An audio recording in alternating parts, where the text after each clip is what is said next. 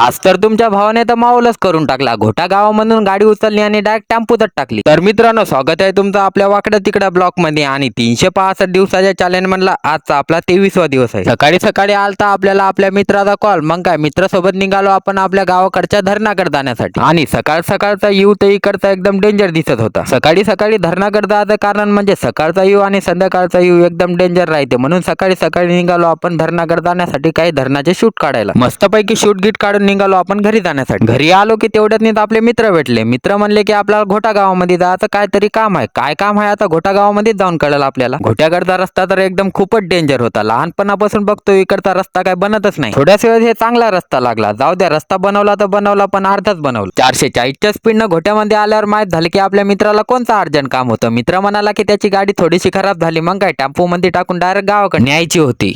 थोड्याच वेळामध्ये गाडीला आपण टेम्पो मध्ये टाकलं. आणि आपल्या गावाकडचा पण हायवे बनणं चालू आहे, पण थोडा वेळ लागेल, 2-3 वर्ष. मग काय, थोड्याच वेळात मित्राची गाडी मित्राच्या घरी पार्सल केली. मित्रांनो, आपला वाकडा तिकडा ब्लॉग कसा वाटला कमेंट मध्ये नक्कीच सांगा. आणि आपल्या पेजला एकदाचा फॉलो पण करून घ्या ना मित्रांनो.